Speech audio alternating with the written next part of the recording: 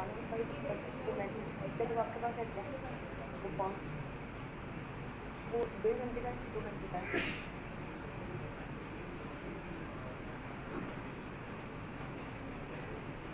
एक बार आप इसको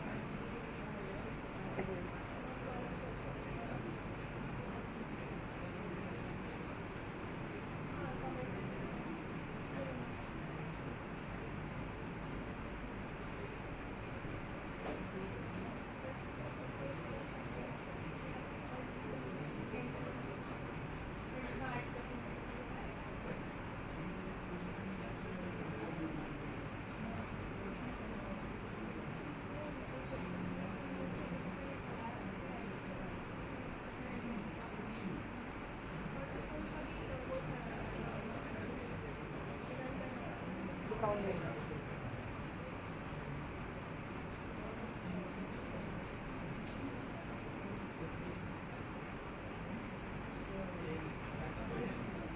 यहाँ पे 22 हो रहा है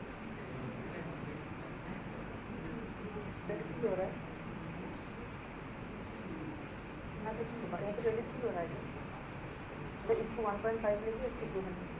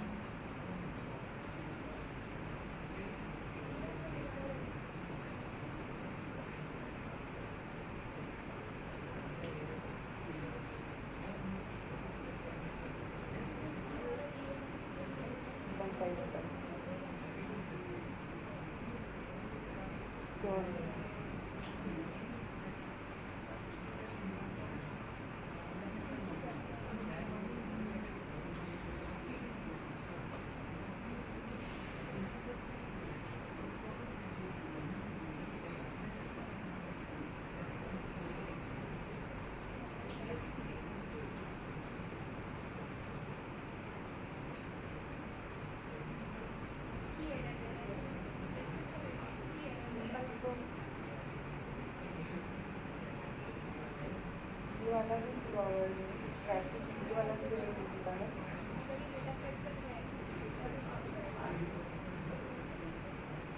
तो ये 24 हो जाएगा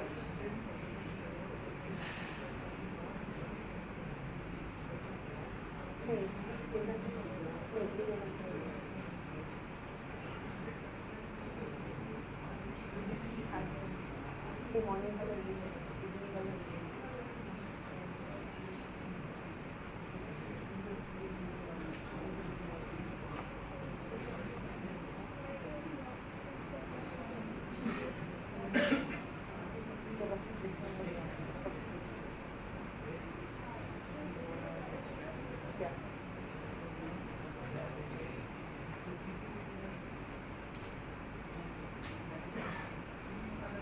So welcome everybody, and now we are going to start the lecture 4. So I think in the morning session you have seen we have talked about different kind of machine learning models like supervised, unsupervised and reinforcement learning. And in this one we are going to talk about the data collection and sensors and how the sensors being used to monitor the infrastructure and the data collection techniques, what challenges we could possibly face. Those are the important ones which we will see today. And then with that, first we will start looking into the different kind of sensors. There are definitely varieties of sensors, but we will look into the sensors which we generally use when we talk about monitoring the infrastructure. So here we will start with the most important sensor which is being used to monitor the infrastructure, and those are accelerometers. The sensors play a key role in measuring the vibration, shock and acceleration, so which are very crucial indicators of structural health. And what generally the accelerometer do? So an accelerometer, they measure an object's proper acceleration which is related to the free fall. For example, at rest on Earth, it measures about 9.8 meter per square. So these devices are widely used across the industry. They also been used quite a lot in consumer electronics, aerospace, scientific research, structural health monitoring. And the main applications, if we will try to look into this sensors, is one of the biggest one is the industry and consumer electronics. So accelerometers are used in aircrafts, they are being used in rockets, drones for navigation and stabilization, and in smartphones or cameras to detect the orientation and stabilize images. And then industrial machinery, so they are used to monitor vibration in motors, conveyors and any other kind of heavy equipment which are particularly valuable for early fault detection. And this also been used for ground movement and earthquake. So accelerometer detect the ground movement. It is vital for earthquake monitoring as well as structural safety. And then if you will try to look into the emphasized use in the infrastructure monitoring for this accelerometer, you can see that accelerometers are commonly implemented for preventive maintenance in mining, oil and gas facilities, pipeline and offshore platforms and storage tanks. So they continuously measure vibration, acceleration to identify the deviation from normal behavior which signals possibly fatigue, crack or any other kind of structural issues. So by using this kind of sensors or by deploying the accelerometer across the critical infrastructure, you can see that we can detect the problem very early, we can prevent the catastrophic failures, we can enhance safety, optimize the maintenance strategy. So they form the backbone of the real-time structural health monitoring system.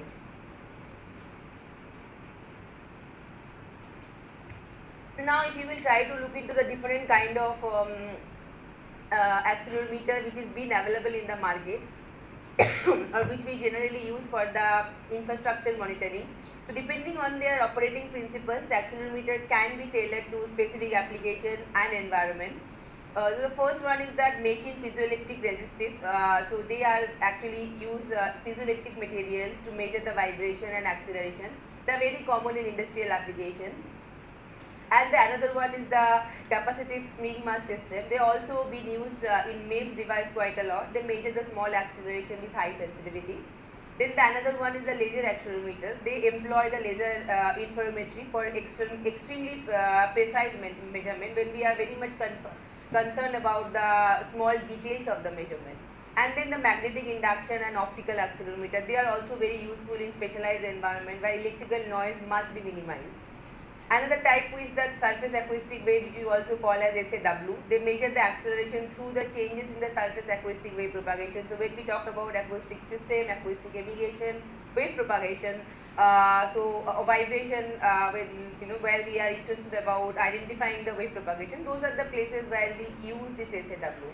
Then there are different other types of accelerometer as well, which include strain gauge accelerometer, seat pad accelerometer and LVDT based accelerometer. They all have their own uses and very niche uses. So one of the most common one is also the point out MEMS accelerometer. So most modern applications, especially if you think about the large scale monitoring system, we try to use the MEMS, which is the micro electromechanical system accelerometer, because they are very small. So you can actually use them very often, and they are very low cost and can be deployed in the large numbers very easily. So you can also save some cost as well. So you can look into these images here. This image shows the example of the MEMS module and a large industrial accelerometer. So there are different kinds of MEMS accelerometer which is being shown here. So having a range of accelerometer types actually allows us to pick the best sensor for each of the kind of monitoring we are interested. For like if you think about from everyday vibration monitoring or localized damage monitoring, where you use the piezoelectric resistive, or to high precision structural assessments where the magnetic induction or optical accelerometer are being used quite a lot. So now the another important one is the strain gauge one. So strain gauge is also one of the most widely deployed sensors when we try to work for or try to do the preventive maintenance and early detection of structural use. So what generally these strain gauges do? So the strain gauges are installed on the most vulnerable parts of the structure to measure the stress and strain distribution. This also allows us to identify the weak points on the structure or weak points on the infrastructure, and then help us to schedule maintenance before any catastrophic failure occurs. So they work by converting force, pressure, tension or weight into they kind of convert into an electrical resistance. So this change is then measured to quantify the strength. And when you think about how these sensors actually work, when you think about any external forces which are applied to a structure, stress and strain has been developed. Stress is the internal resisting force in this kind of sensor, while strain measures displacement or deformation. So by continuously monitoring these parameters, we can, using this kind of sensors, we can actually see how a structure could behave under certain kind of load and predict the potential failure. Now, if you think about the real life example, strain gauges are are often used in the underground mines and tunnels. For example, on rock bolts providing temporary groove support. They help to track the stress distribution and ensure that the worker's safety or the worker's life safety. Okay. So here you can see that we try to place the gauges in 4 vertical grooves. If you go back here. So now let's try to look into how it could look like. So if you try to focus and try to understand that how the how this the strain gauges, the sensor work, and how they used in the experimental stress analysis to monitor the infrastructure. So basically, if you will try to think about that, strain is caused when the material experiences some kind of forces, right, or pressure, movements, heat, or any kind of structural changes. So using these sensors, by measuring the strain, we can deduce the internal stresses acting on the material, right? And in experimental stress analysis, when we try to use this kind of sensors, what the strain gauges does is that strain gauges are bonded to the surface of a specimen or the structural part we are interested to monitor. So the major strain values help us to determine the stress strain, access the material endurance, and predict the safety of the failure. So we basically get a stress strain curve and how actually due to pressure, due to load, how the material properties are changing. So the spatial transducer with strain gauges can also measure related quantities like moments, pressure accelerometer, displacements, vibration. Those kind of things can also be done when you are trying to use the spatial kind of transducer. And now if you try to look into this figure, you can see that there is a typical strain gauge has been shown. This is consist of a metallic green pattern mounted on a carrier material. So that's the general strain gauge look like, and it's generally attached to the test of the specimen. So when the specimen deforms, the metallic grid stretches or compresses, right? This changing is electrical resistance, which we then measure as a value of strain and understand the material details. So and then if you look into the image here, you can also see that by using these strain gauges, we can also gain a precise real-time view of the how structures behave under certain kind of load. That will help us or enable us to understand the accurate stress analysis. So you will see that especially for the big structures, there are a separate department, they kind of do the stress analysis. You will see the companies like Airbus or Rolls-Royce, there are separate department where their only job is to do the stress analysis, and they are being called as an stress analysis engineer. So you can understand the importance of stress strain. I think when we talk about the material, that's one of the biggest or important parameter we are always interested about to understand the proactive maintenance. So you can understand the value of this sensor is quite high, especially when we talk about infrastructure monitoring and how it's been actually used in experimental stress analysis. Okay. So now if you will try to look into that, there are 3 types of main strain gauges generally we use in the infrastructure monitoring, and this is we are talking about more into the as per the configuration look like. One is the quarter bridge strain gauge, another one is the half bridge strain gauge, and this one is the full bridge strain gauge. And these are actually based on how many active strain gauges are there, which is connected with the Wheatstone bridge circuit. Okay. So now if you will, so what is the Wheatstone bridge circuit? So basically this is the Wheatstone bridge is a electrical circuit used to measure the small changes in the resistance very precisely. So when strain gauges are attached to it, so this one, it changes the resistance due to the strain that can be converted into the voltage signals for accurate measurement. Okay. So now let's see one of these. So the first one, this is being called as a quarter bridge strain gauge. So only one active strain gauge is there, okay, for the first one. So there is only one active strain gauge is used with fixed resistor, 3 fixed resistor, okay. So 1, 2, 3. So there is only one strain gauge has been used here, and it's the very simplest and most common type of sensor we generally use. It's very good for basic strain measurement, but very less sensitive because we have only one strain gauge here. So now the next one is the half bridge strain gauge, and they use actually 2 active strain gauges here, and this increase the sensitivity definitely compared to the quarter bridge, okay, and also compensate for the temperature effect, so making it more accurate or practical application compared to the quarter one.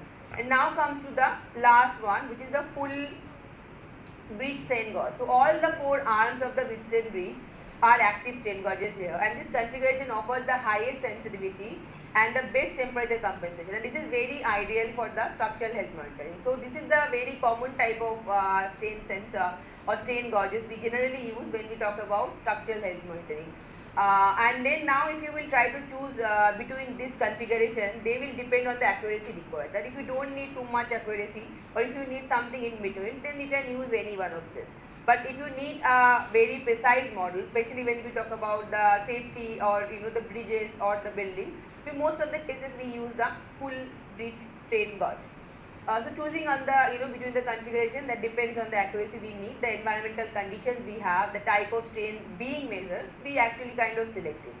So full bridge system, as I said, are typically used where very small deformation must be measured with very high precision. That's the time when we need it. When you don't need to kind of precisely measure that, then you can use this one as well. So the main takeaway from this kind of sensor is that understanding these configurations are very important, because that will help us to select the right setup for monitoring needs and balancing the cost and complexity and measurement precision. And then one of the very famous one, I think you will always go through that, that's the fiber optic sensor. So the fiber optic sensor, especially if you talk about the fiber Bragg rating, which is being called as an FBG sensor, which are becoming one of the very key technology in the infrastructure monitoring. They are also very important when we talk about preventive maintenance, particularly in mining and other high risk environment where we are talking about the human safety as well. So fiber optic sensors, they use the light traveling through the optic fibers to detect the changes in the strain, vibration, displacement and temperature. So how does it actually work? So FPG sensors are embedded or attached to the structure, and when the structure deforms, the reflected wavelength of the light changes, and this is how generally we measure the strain or any other parameters we are interested about. And what are the advantages of this kind of sensor? They are widely used in mining sites to monitor the health of the infrastructure. They can also measure strain, they can measure the vibration, angle, displacement simultaneously together. That's the best part compared to the other previous sensors. They also provide a full picture of structural health. So FPG strain and temperature sensor combined with interrogates can actually act as a complete data collection system for continuous and real-time monitoring. So it can, that's the way the FPG sensor are better compared to the other one, that it can simultaneously measure two things together. It can also combine with the interrogators and act as a complete data collection system.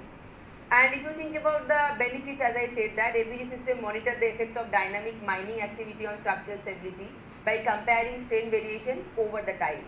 So the data which you get from is, they can be transmitted to remote locations and recall anytime, and enabling a very proactive kind of maintenance and replace the reactive approaches.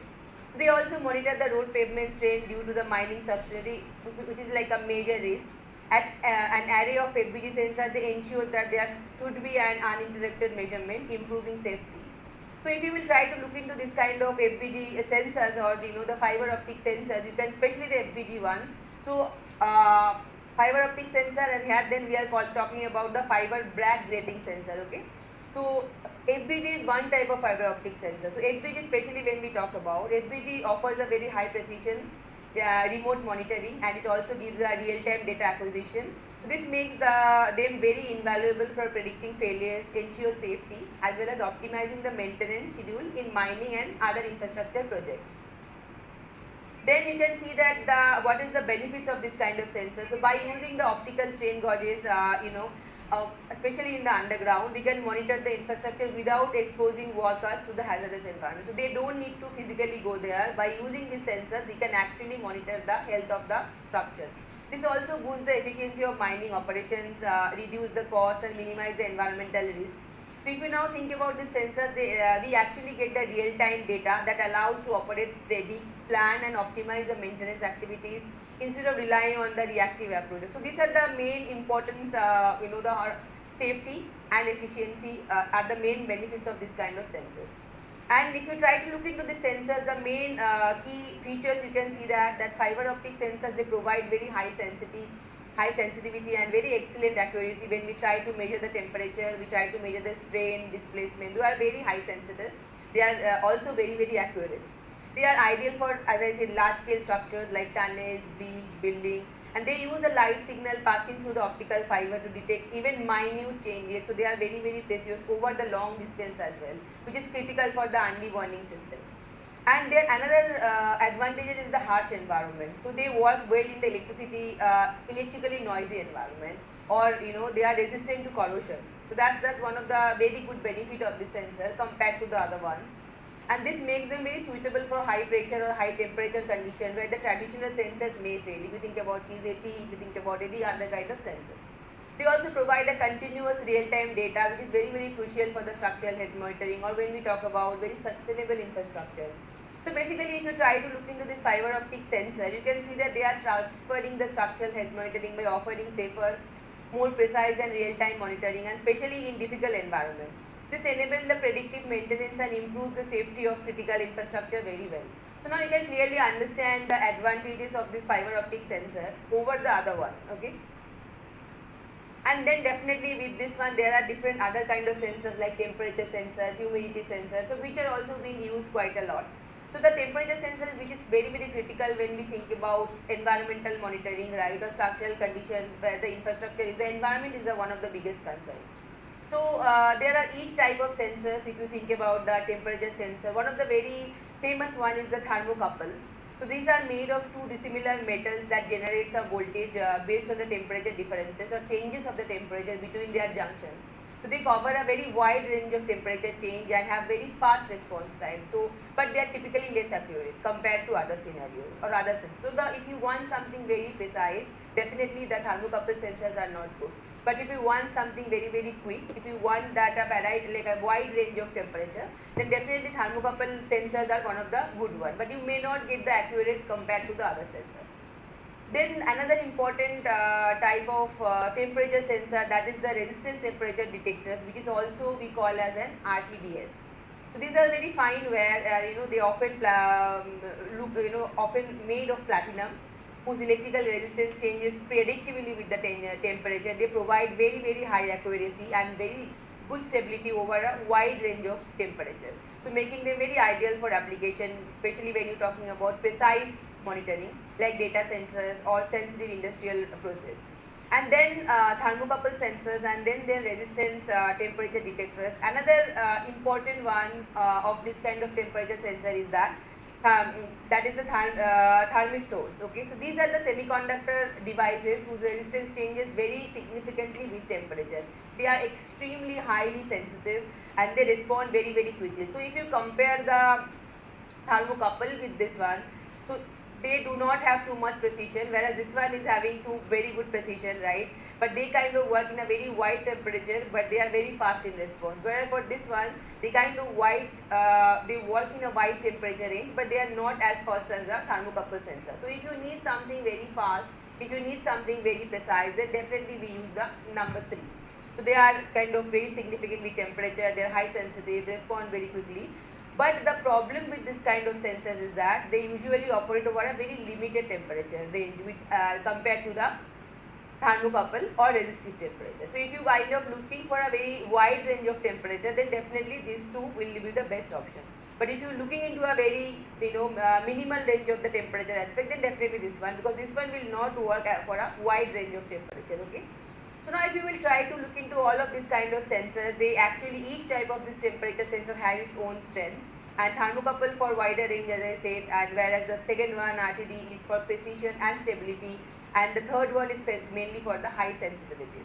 So the choice also depends on the specific monitoring you are interested, the needs of the infrastructure, the current the temperature of the infrastructure, how quickly you want it, whether you want it for a wider range of temperature. So those are the important factors are needed when you select this temperature sensor.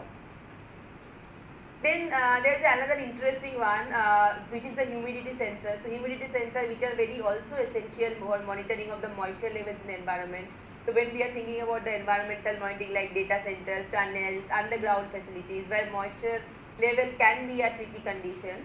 So where controlling the humidity is very, very critical for the equipment performance as well as the structural integrity. So those are the places where we generally try to use this kind of humidity sensor. So definitely they do also have their own types and mainly you will see they have mainly 3 types of sensors for humidity sensor. And the first one is the capacitive humidity sensor. So these sensors actually measure the changes in the capacitance which can be caused by the water vapor absorption in a dielectric material. So these are being made with dielectric material. They are widely used because they are very accurate, they can be reliable, and again they cover a wide range of humidity. So they are perfect for monitoring relative humidity in a data center. And then the second one, or the second type of humidity sensor, is that the resistive humidity sensor. So these use a humidity sensitive polymer, or they are also made of some kind of metal oxide film, whose electrical resistance changes with humidity. So they are very cost effective solution for measuring the relative humidity. But the problem with this kind of sensor is that they have very lower long term stability and accuracy compared to the capacitive sensor. So if you want some stable, accurate one, definitely the capacitive humidity sensor is much better than the resistive humidity sensor. But if you kind of looking for something very cheap, cost effective for measuring this humidity, then definitely the second one will work better. Now if you will see the third one, which is the thermal conductivity or humidity sensor. So basically this measures how the thermal conductivity of air changes with humidity. So that's how it actually works. So basically if you will look into that, thermal conductivity of the air and how that changes with the humidity level, that's what this thermal conductivity humidity sensor measure. So they provide also very accurate measurement, very precise measurement over a wide range, and they making them very suitable for the environment where the high precision and stability are very important. So each of the sensors, you can see that for the humidity sensor, as again the same thing, that they have their own strength, they have their own weakness. Capacity for wide range and accuracy, whereas if you think about the second one, which is the resistive for cost effectiveness, definitely we are not thinking about quite accuracy for this one. But for the third one is that for high precision environment. So again, choosing the right type of sensor will ensure more reliable monitoring, better environmental control, cost effectiveness. Those are the all factors always been involved when you try to select the sensor. Then there is a very important and very interesting one which we call as an AE sensor, and that is been also called as an acoustic emission sensor. So what they do, they detect and convert stress waves from the material into the measurable electrical signal. So they are particularly very powerful for non-destructive. So if you work with NDTs and all, you must have used this kind of sensors, and they also kind of detect the early failure in the structure. So that's the reason these are quite famous. And how generally this AE sensor works? So AE sensor picks up an the elastic waves, which is entitled when the material is either stressed, they are being deformed, they are stuck somewhere, and these waves then occur well before the visible damage occurs. So you can actually early detect this, such as like cracks, fractures. So that actually making this AE and very early warning. So that's the reason it's quite different compared to the other sensor.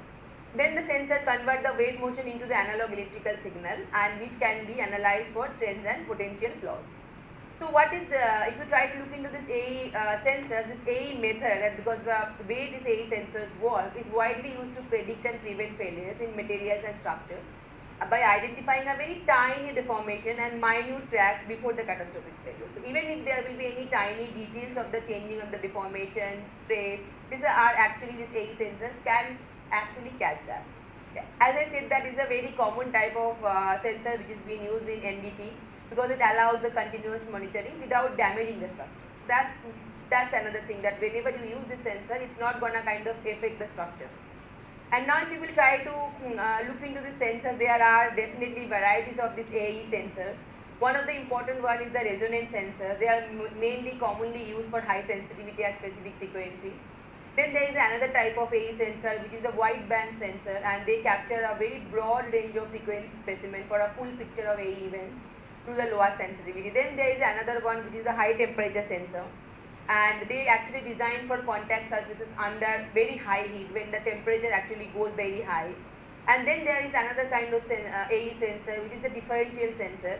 They are best when you have some noise in the environment. So when you talk about traffic or some kind of noisy environment, so differential AE sensors being used there quite a lot. And then there are a lot of other kind of AE sensors also, like miniature or some kind of specialized design for the specialized performances for unique kind of applications. So but you can see that compared to the other sensors, AE sensors are quite broadly used in a lot of infrastructure monitoring, because they are very essential for early crack detection, predictive maintenance and safety. And again, choosing the right sensor and the right frequency range is always important when we select about the AE sensors.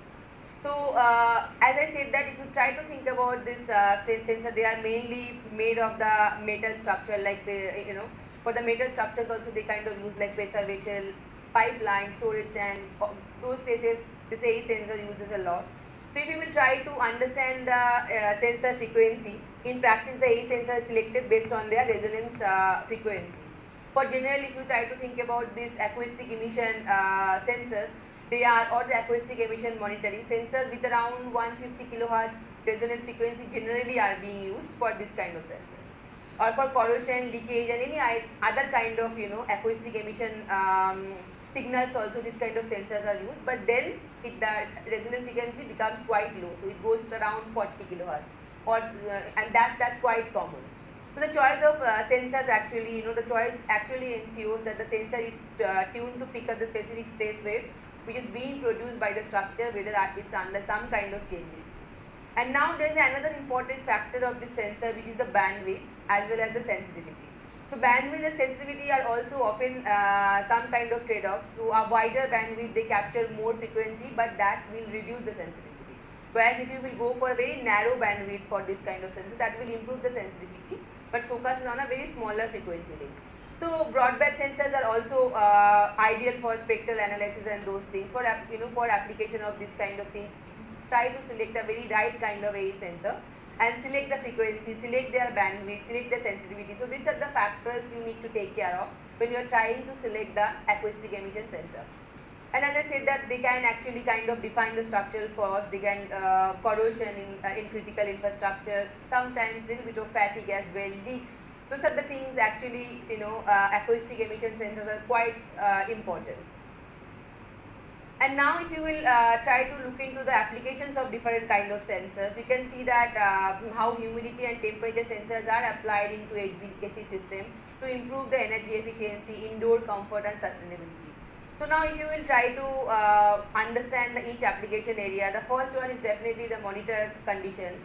So these sensors are placed strategically throughout a building or throughout an infrastructure. Why? Because we want to continuously monitor the temperature and humidity in real life, right?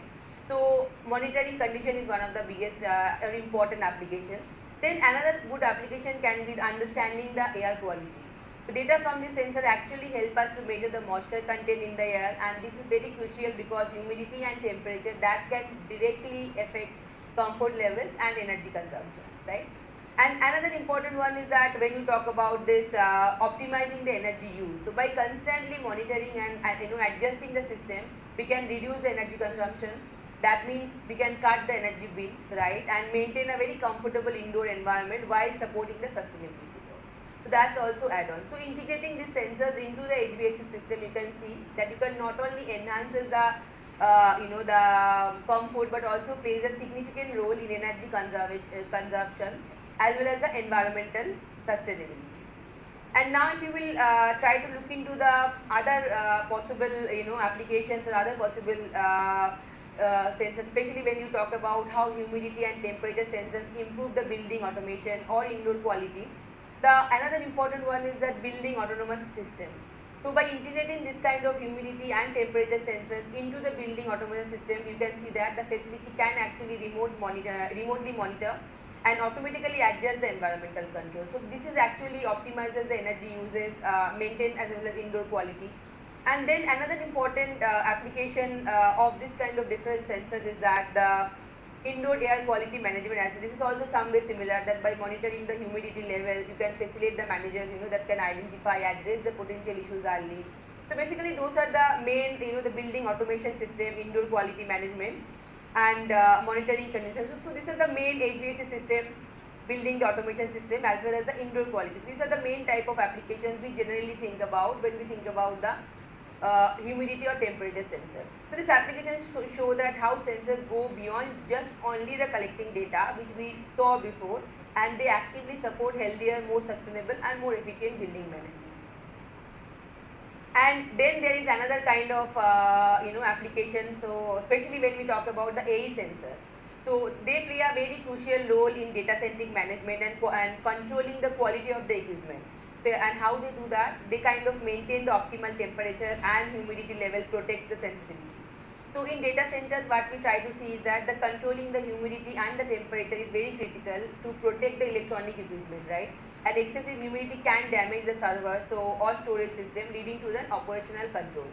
So that actually maintaining this condition that helps to reduce the power usage effectiveness, which is also been called as a PUE for the data centers, which is a very key efficiency.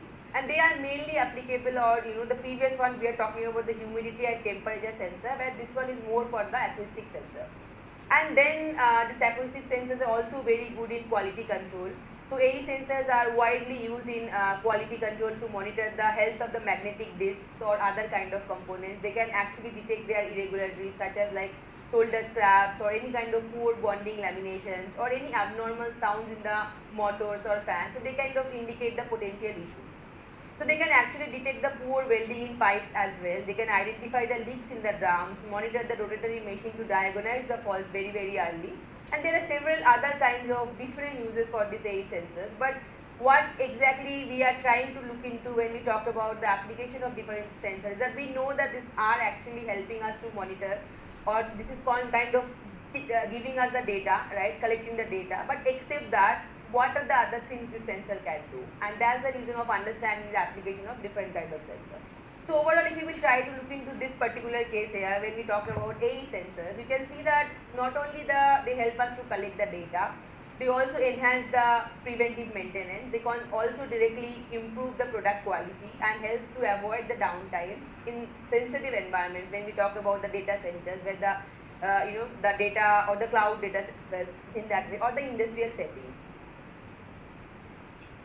And then if you try to kind of understand the diverse real life application of this different sensors, please remember that here we are trying to talk about any other applications of the sensor rather than just collecting the data. So we are trying to understand, except that, what are the other broader applications this sensor could possibly have. So these applications, if you will look into these all applications, they cover the safety critical industrial and research settings. So the first one is definitely we are talking about highlighting the safety monitoring. Sensors can detect sounds that occur before landslides, on the formation of cracks in tunnels or underground spaces. So this early warning actually help us, or they have the capability for to understand the disaster prevention and public safety. And another one is the industrial or research testing. So they are used in tensile testing or kind of fracture toughness testing to understand the material behavior of under stress. They also help in detecting some kind of superconductivity, which is very essential to maintain the stability of superconducting system. They also kind of in power transformations or transformers, or this kind of sensors can detect some kind of discharges, and which is very, very critical indicator when we talk about insulation breakthrough. They also monitor the crack in pressure vessel, as I said, some breached piers, some rolling mill stand, which helping to prevent the catastrophic failure. So additionally, they detect the leaks in the pipes, as I said, storage tanks, which is very essential for environmental protection and cost saving. So these applications actually demonstrate, as I said, that how sensors can act as an early warning. They can also act as a quality assurance system across the multiple industries, from infrastructure safety to the data center, that means the high-tech research. That actually involves or improve the both reliability and safety of the infrastructure, and some way the mankind as well. Now we are talking a lot about the applications of this sensor and how how useful these sensors are.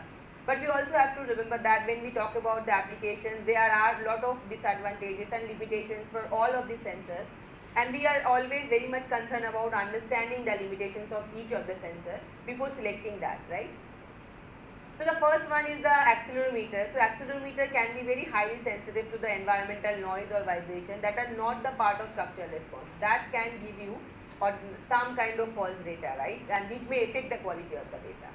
And then they also require very proper installation and calibration. And if you do not do it correctly, then there can be some bias and errors that can prevail, right? And they are also very power consumption, may limit their use in the long term or the remote deployments where battery charges are very difficult. So that's also one of the key limitations of the accelerometer. They also have very limited sensitivity to very low frequency. When you need to kind of take care of the low frequency event, they have very limited sensitivity, especially when we talk about large scale structure. and that can maybe cause them to miss some critical slow changes which can possibly occur, right? So they are the main limitations of the accelerometer, which is one of the commonly used sensor in the infrastructure. And then there is another commonly used sensor in the infrastructure, which is the strain gauges. And how they are being used? Strain gauges have very limited measurement range and can fail under large deformation. So when we talk about small deformation, then definitely the sensor strain gauge is quite good. But when we talk about real life structure, when we talk about the large deformation cases, they actually do not work good. Okay. And then again another one or another limitation of strain gauge is that their performance strongly depends on the additive bonding you use and the installation quality. That means the quality of the installation, the bonding you are using, that's very very important. If you use some poor bonding, that can lead to inaccurate readings, right? And they are also prone to drift over time. That means they need periodic recalibration. So you need to always over a period of time you have to recalibrate the sensor. And then also this kind of sensor is susceptible to temperature variation unless you properly compensate, which can distort the measurement. So these are the main limitations, but you also have to kind of look into the advantages of this sensor. So these limitations don't mean that the sensors are unreliable, okay? They just require careful selection. When you select your problem, that how you gonna monitor it and what are the key factors you need to consider during the monitoration. Then you need to careful selection, you need calibration, you need the maintenance to ensure that accurate and meaningful data in the real life application is being done. But you have to also remember that these are always, for all of these sensors, there will be some kind of disadvantages or the limitation will be coming. Then we will look into the other two types of sensors. One is the humidity sensor and one is the AE sensor. So if you will see the humidity sensors, they are very sensitive to the contamination, they are condensation or dust, which can degrade their performance. And then they may also have very limited long-term stability, and therefore often they require frequent calibration to maintain the accuracy. So compared to the strain gauge, actually they need more frequent calibration. And they are narrow operating temperature range. So the temperature range is, most of the cases are very very limited, and that can actually limit their use when we talk about extreme environment. When we talk about where the temperature can change vastly, right? That is very hot or very cold conditions. Those cases the humidity sensors may not perform quite well, right? And then as I said, another important one, which is AE sensors or acoustic emission sensors. So they actually generate very large data in volume.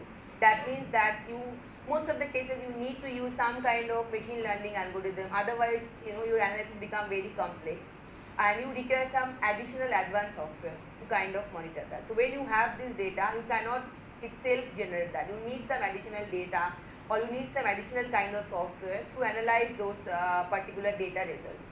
And they are very very sensitive to the background noise and environmental interface. That means which is not coming through the structure as well, and that can actually may mask or distort the signals of interest, which is not coming from the infrastructure we are interested about. And again, they have a very limited effective range, so multiple sensors may needed to cover the large structure. So the number of sensors for the acoustic or AE sensors are always much more, because their range is very very small.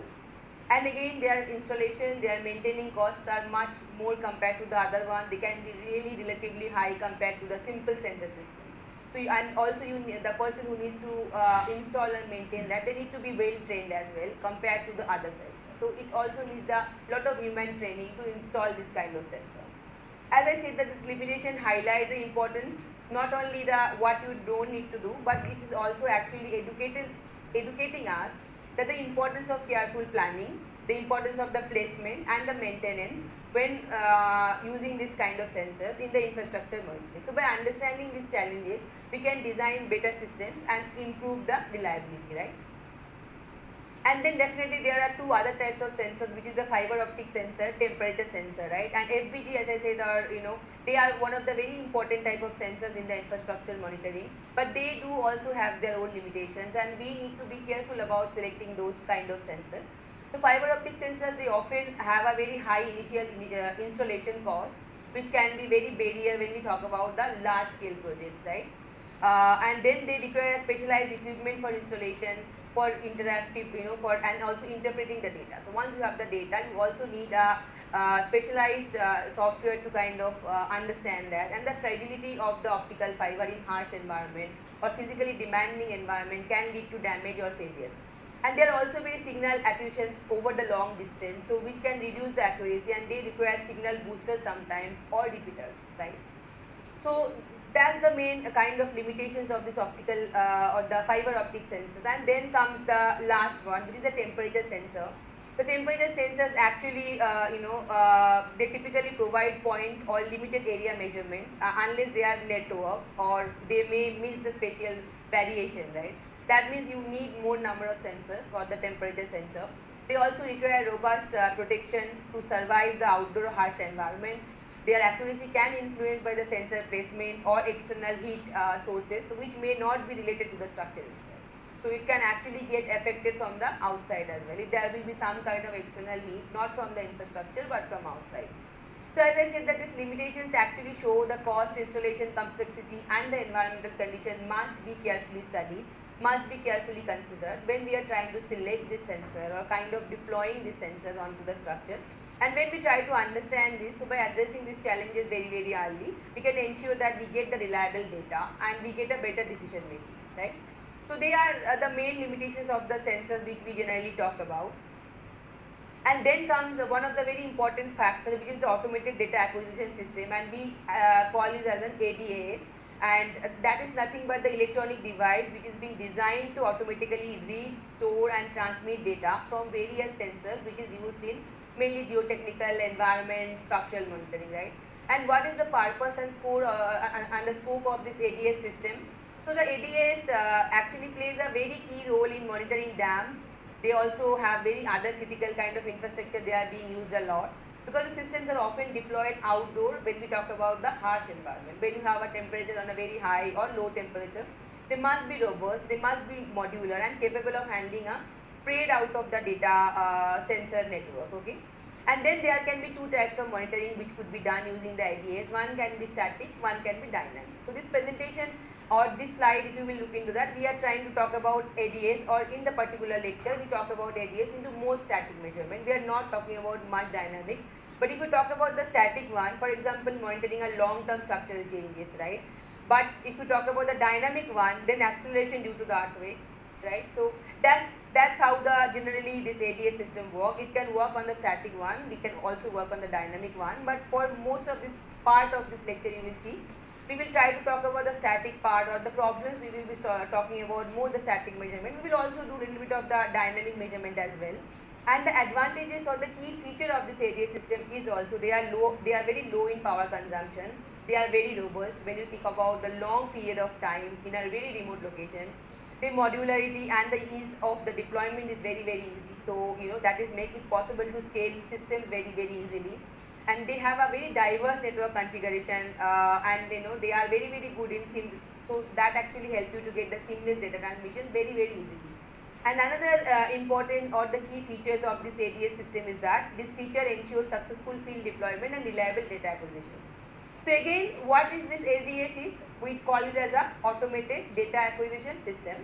And they are actually electronic device. They are designed to automatically read the data, store the data, transmit the data from various sensors used in any kind of structural monitoring system, right? It can use environmental monitoring also. It can use any kind of other structural monitoring also. So now if you will try to look into the modern developments which are happening with ADAS, because ADAS is still ongoing research area. There are a lot of researchers still working on this.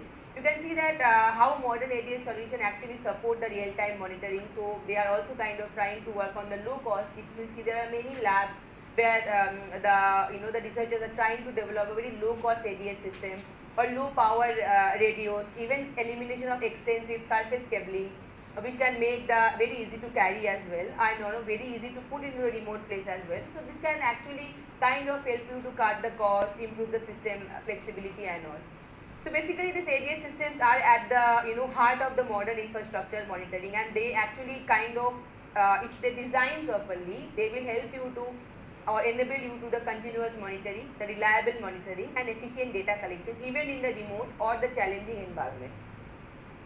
So now if you will try to deal with the big data, or if you try to deal with the large volumes of data, you can see that the data set is considered as a large volume when it exceeds the capacity of the computer's main memory. That's one we call this as a big data, right? So that means it cannot be processed all at a once, and they require a specialized approach. That's the time when we call, okay, when that we have a big data. So these data sets are massive, right, and they're ranging from hundreds of gigabytes to the terabytes or even petabytes, right? And this sheer scale makes the traditional process methods very, very difficult. So they often also involve the diverse data types like structured data, semi-structured data, unstructured data, so which complicate the analysis and the storage also very, very complicated. And then data can be generated and arrives at a very different speed, right, at a very high speed, often in real time or maybe not in real time, right. So this demands a very fast processing and the immediate decision making, especially because we are talking about real time monitoring here, right. So if you talk about this big data includes not just the text, but also it can include images, right? It can include videos, it can include some kind of sensor reading, it can include some kind of social media feeds and many more. So it's not like only one type, they can have varieties of this kind of big scale data. And the diversity calls for very, very advanced tools to integrate and analyze the information. So sometimes we will see that you may get a mixing of that as well. So big data is not just about the size, that means it may be, it may be on hundreds of terabytes or even petabytes, but it also depends on the type of data you are getting. It's also about the speed you are getting, the complexity and the diversity you are getting. So understanding these characteristics that also will be very, very important and help us to design better data acquisition. They also help us to design the storage and the analysis system very well. Now if you will try to look into the challenges of this kind of large data sets, there are varieties of the large data sets challenge which we see. And while big data offers a huge opportunities to understand the structural behavior in a broader way, it also induces a technical and operational difficulty that needs to be carefully managed. So one of the important one is the storage, definitely that we all kind of struggle with. So the large data sets, they require substantial storage capacity. This can be expensive and difficult to manage, especially when maintaining the infrastructure for multiple users, right? And efficient tools that avoid unnecessary data duplication, that is also very, very important. And another important challenge which we kind of deal with when we talk about this big data is the access of those data. So collecting and integrating large data set can be resource intensive, right, and time consuming. So ensuring the data quality and the consistency during the transfer between the system or across the network is also very, very challenging. So compression and efficient transfer protocols are critical to address these issues as well. And then the tools, that's the one of the traditional plotting and analysis tools often is not suitable for big data, right? We cannot use the normal one. So there are some kind of specialized and scalable tools which needs to be there, and that needs to be visualized and extract the insight from these massive data sets. And this often requires a combination of hardware optimization as well as advanced software techniques. So without the software technique and the hardware, just with some kind of traditional or manual plotting tool, we cannot analyze this data. And the last another important one is the resources, right? So the processing and analyzing the large data sets, they demand a significant computational power. I think that's something very, very important, that running the computation, we need some HPCs or high performance computing system. On a very single machine is definitely impractical to do that. So distributed computing framework like Spark or there are hand loops, they are used parallelly or distribute the tasks together. So or sometimes HPC, that's also another resource. So you need resources to kind of take care of the big data. Just using one laptop or one computer itself or one computing system will not help you to analyze the data. And they are the main type of four challenges you can see, which is storage, access, tool and resources. And they highlight why big data needs advanced infrastructure and careful planning, right? So overcoming these challenges is very, very essential to unlock the full potential of the large data. And then if you try to think about the strategy, so when we try to talk about some of the key strategies for managing the storage of the large data sets, so there are several strategies we kind of use it. One of the very important one is that distributed file system. So basically what we do is that we try to, the systems like head of distributed file system, which is also been famously called as HDFS. If you work with the machine learning or big data sets, you must have heard about it. And then there are cloud-based storage distribution, like we use Dropbox, G Drive, there are so many ways to do that. We use it to store the distributed data across the multiple nodes. And this parallel storage approach makes the handling large data sets very, very efficient, very, very scalable. And then another way we do is that columnar storage, right? So then we using a columnar format, like there are formats like Apache ORS, or ORC. They reduces the storage overhead and improves the query performance. So data is basically stored column wise for this kind of case, which allows for very efficient compression of the data and select the data very easily through these columns. Okay. And then another one is the data, data patterning. So basically what we do for this kind of cases here, that this breaks the data set into very small and manageable sections, or the small and manageable subsets or groups. And that what does it do? It actually helps the query speed, it actually helps the performance, especially when we talk about the time spent or categorical data. Okay. And another one is the data compression. So that's also another way we kind of try to take care of that. So compression algorithm like Snappy or there is dzip, so that actually helps to reduce the storage space, right, and without sacrificing the data quality. And however, it's essential to balance the compression and query performance to avoid the slowdowns. And then if you will see that each of this kind of organization choice or the storage strategy, they will actually depend on its need and infrastructure, that how we kind of want to take care of that. And understanding the pros and cons, definitely they do also have their pros and cons of this kind of approaches. We need to understand those very clearly, and that can help actually as an engineer for us to optimize how they can be stored, how they can be analyzed later and access the large data sets. And then when you try to focus on data processing, right, which is the critical step when you deal with the large data sets. So cleaning and preparing the data before you do the analysis, that is very ensures to better accuracy, consistency and performance, right, because big data cannot be can be very complex and not always be very straightforward. And there are different ways we do that. I think all of you must have heard about sampling techniques. We do also use sampling, or if you don't need to use the full data set. So you can see that there are a lot of sampling techniques, the Latin hypercube, or there are Sobol sampling techniques. So what we do is that we don't need to use the 10,000 data. Among those 10,000 data, we may select 23 or 50 data sets which we may need to use it for our case. That's been actually called as a sampling technique. So sampling a subset of data can speed up the development, right? They reduce the computational cost, and they are being used quite a lot when we talk about machine learning approaches. However, it is very important to note that this may introduce some kind of bias or maybe miss some data patterns. So that's very important that you do your convergence study, you do your Monte Carlo simulation, and you see that how exactly your data looks like with 10,000 samples. And then with the sampling technique, different kind of sampling techniques, with the different ranges of samples, to match which one is giving you the exact result. So the convergence is very important during this one. And then another important one is the parallel processing. That's also very famous when we talk about large data sets. They can take a very long time to process. By using the parallel processing, they distribute the task across the multiple cores or the nodes. Generally, it's been quite used a lot in HPCs. So you can handle data much faster. You can handle data much efficiently. And another important or another very useful one is the feature engineering. So they are basically creating a meaningful variable from the raw data. That makes like machine learning model, we use this quite a lot, and in the machine learning model they become quite effective when you try to use this feature engineering. This could actually include dimension reduction, grouping or normalizing. So basically clustering, grouping, those kind of things actually come under the feature engineering. So basically you are grouping the data so that you now understand, okay, among this big data this looks somewhere similar, and then you analyze this data further, right? And then data quality check. That's very important when you talk about the large scale data. So data quality checks and validation rules, they ensure the accuracy, they ensure the consistency of the data, or you need to understand whether there is some noise. So if you will see, most of the cases we also do some kind of noise study to understand whether there is some noise in the data. So interestingly, AI and automation tools are being used to streamline the process and maintain a very high data integrity. So these steps are always together ensures the data you are working on, they are clean, they are noise free, they are reliable, they are ready for analysis, which is especially important when you talk about the data projects, right? And you can always see that most of the cases definitely we use it some way together. So it does not also necessarily mean that there is only one of these processes you will do. It can possibly happen that you may use one or two of this in your data calculation, right?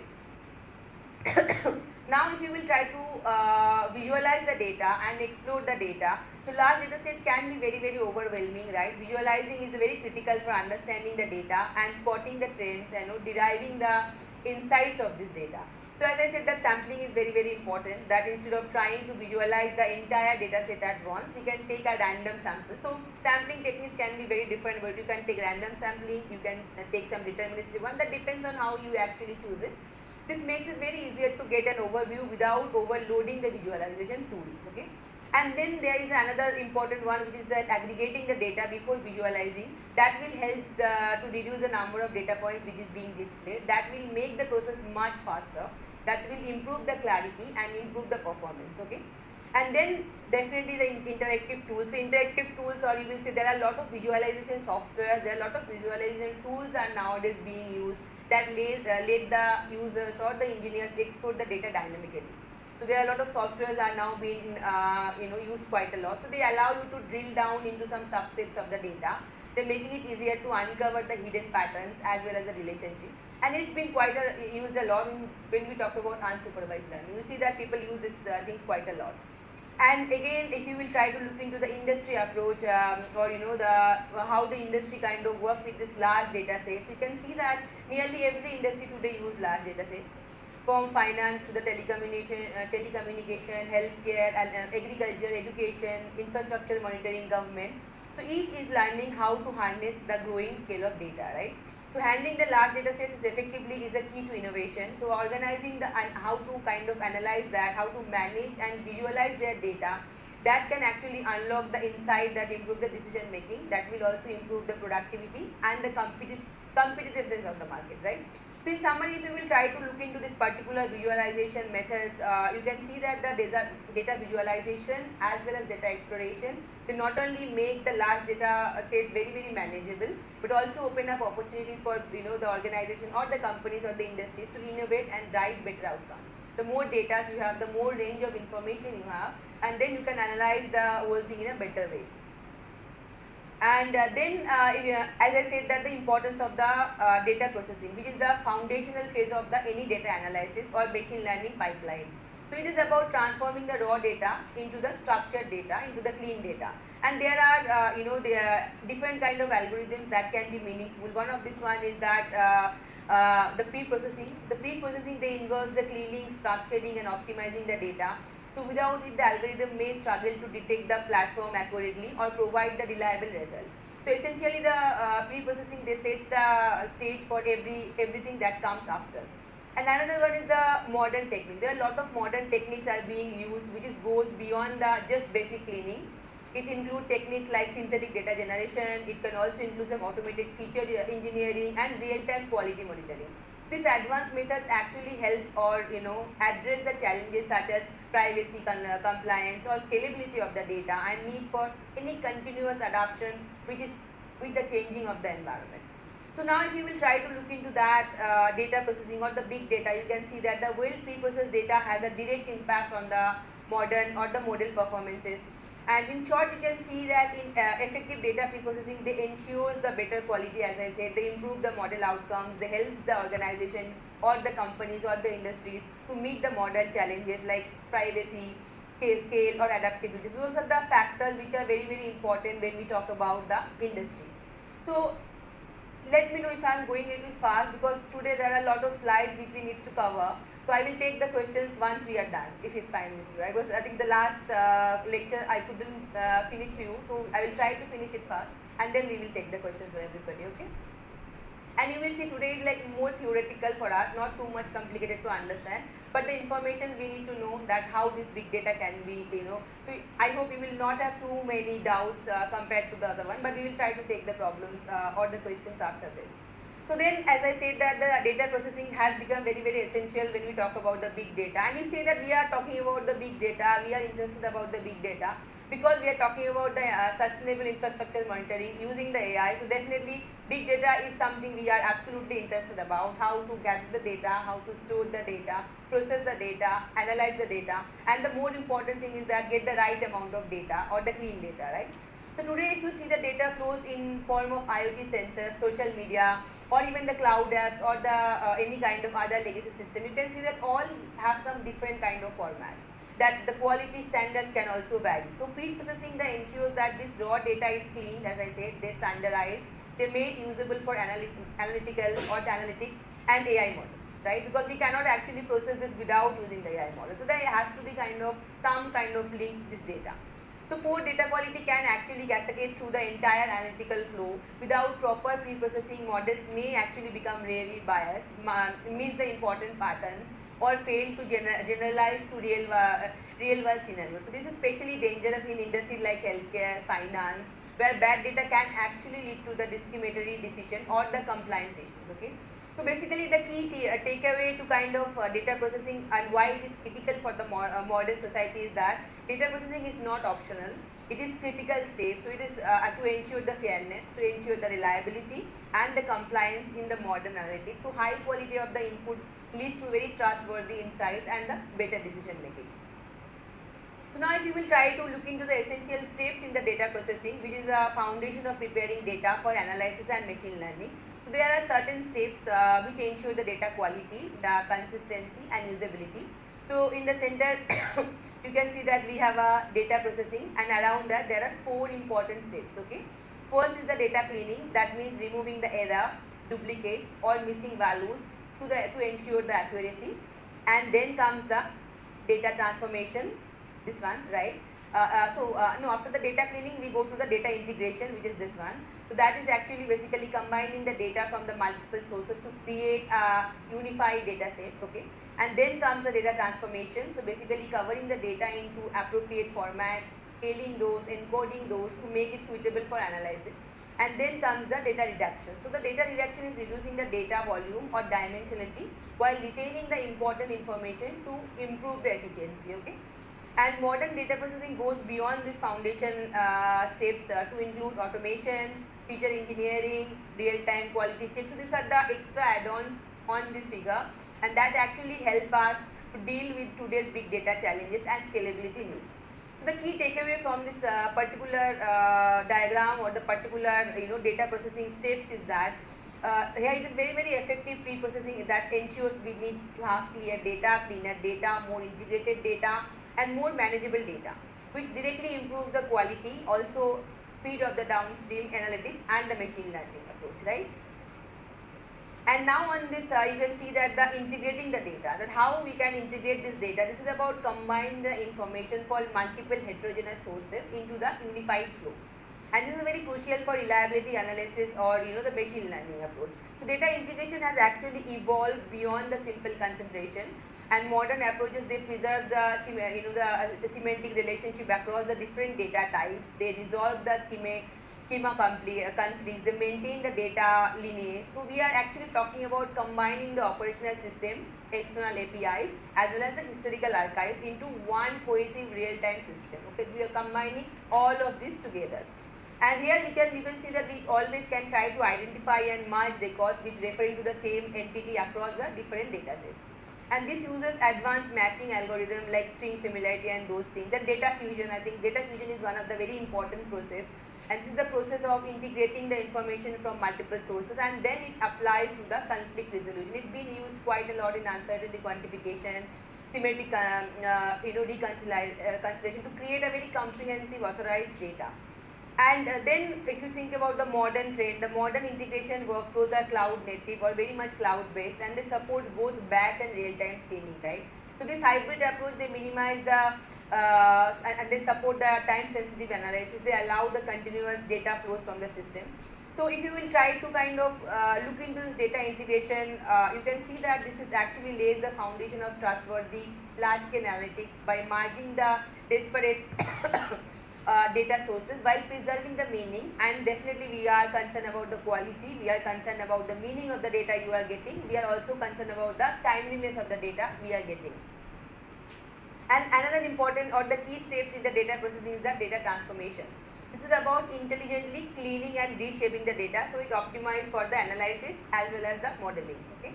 And how do we do that? So data transformation today is much more than simply just normalizing or scaling, right? It now involves intelligent automation. It also kind of context aware of processing, right? Which can adapt to the data's characteristics that needs of downstream model. So modern workflow, they use machine learning models to guide the pre-processing decision so that the transformation actually enhance the predictive code rather than degrade it. And the development you can see throughout this for the data processing method or the data transformation is that we are seeing deep learning models are used quite a lot for sophisticated or imputation of the missing values, right? And then also assemble the methods which are being applied for outlier detection. We also kind of see the automated quality assessment tools are being used continuously to monitor how effective the transformation can be. And all these approaches outperform traditional route-based cleaning definitely, especially with the complex data sets containing subtle of the quality issues, right? So then there are a lot of like advanced cleaning areas which are being used, something like intelligent outlier detection or context-aware missing value imputation, automated duplicate removal. So these are the type of advanced cleaning areas or cleaning tools we use. The automated duplicate removal is one of the important one. So why we do that? So this is mainly used for the non-probabilistic cases. This uses fuzzy matching and record clustering to identify the near duplicate that traditional hash-based approaches cannot do that, or sometimes miss it, or improve the data consistency. So basically, what they do is that they try to match and record the clustering, and they identify the very near duplicate one. May not be the duplicate one, but very near duplicate one. That's actually been quite used a lot when you think about the fuzzy, where you are having some kind of triangle and you don't know your distributions. You are trying to get all the distributions. You need to be very aware of the data you are getting and the duplicates so that you can avoid it. So we will try to kind of understand all of this together. You can see that modern data transformation, they turn very raw, inconsistent data into a very high quality input for analytics and machine learning. So by using very intelligent, automated and context aware methods, we actually can achieve a better model performance and more reliable insight. And then comes the another important factor. So continuing with the data transformation, we can see that how modern techniques actually extend the foundation we have already covered.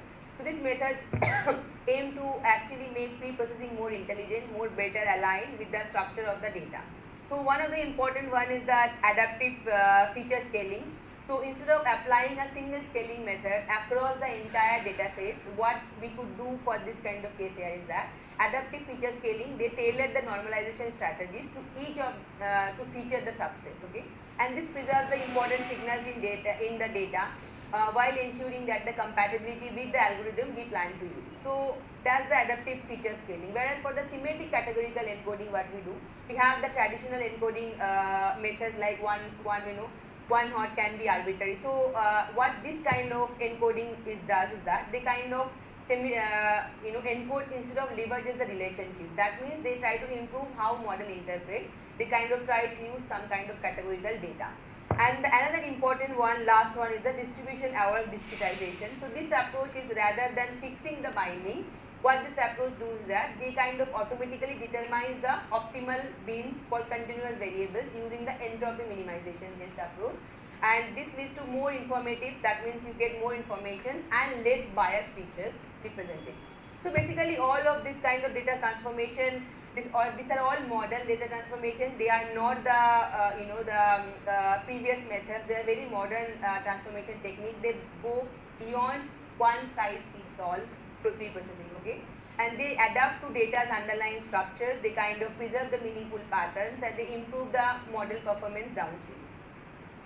And then another important factor is that the data reduction, that is also a very crucial part. We need to understand which data is important and which are not important. So especially when the data set grows larger, it becomes very vital to reduce their size while keeping their protective power, right? Or predictive power. So modern techniques go beyond traditional systems or traditional dimension reduction. There are traditional dimension reduction methods, but then there are separate, the modern ones like intelligent dimensionality reduction or automated feature selection or adaptive sampling. So what they generally do or why it is important? So data reduction improves the storage efficiency, definitely. They reduce the computational cost, they enhance the model performance. The goal is not just to shrink the data, but to optimize the features so that the models can run faster. But it not only will run faster, it will also give you the predict the results better. That's very important. And for that we use, generally there are three key methods we generally do that. One is the intelligent dimensionality reduction. So this method actually combines the traditional techniques like PCA with more advanced tools like autoencoders, which we are seeing today, and sometimes some manifold learning. So it actually captures the nonlinear relationships in the data, and then while reducing the feature space, this is also especially powerful for complex data sets. And then there is another one which I said, which is automated feature selection and adaptive sampling. So what is adaptive sampling? This approach actually strategically samples the data. They use the stratified or importance based sampling, and this is also one kind of sampling method we do use. So we keep the most representative data points while reducing the data size. So using the sampling technique, that can be random, that can be selective depending on what you are doing. Most of the cases we do random samplings, and that actually is especially valuable when working with very large data sets. You have maybe 20,000, 20 lakh data sets, but among those you kind of try to understand using the sampling which data set you actually gonna do, and it actually becomes very less expensive. So the key takeaway, if you will try to look into that from this modern data reduction compared to the conventional one, is that they integrate the feature selection. They also kind of use the model training intuitively, and this ensures that our reduction choices improve the final model performance. We are not only concerned about the computational cost or reducing the data set, but we also need to be very much careful about the performance or the final model performance we are selecting, rather than just reducing the size, the sake of it. So that the performance is something very important when we talk about reducing the data. And then when we talk about the importance of data processing, so pre-processing data is very important. Pre-processing is also another very foundation for reliable one, and the key idea is that we explain the shift, right? We emphasize what needed today. We also wrap up with what is the important part. So if you will kind of look into this, that's what I have tried to highlight into that we have moved from basic cleaning operations to the intelligent one compared to the previous one. We now kind of use automated systems because of increasing the complexity of the data or the modern environment, and we try to understand the importance of the data-driven decision. So success today means embracing both foundation principle as well as the emerging technology. So if you will try to look into these pre-processing methods, you can see that the key takeaway is that effective data pre-processing that should help us as an, if you think about the industry, if you think about being a structural engineer, to transform the raw unstructured data into the trusted actionable insights, then that is very essential for any robust machine learning or analytical pipeline.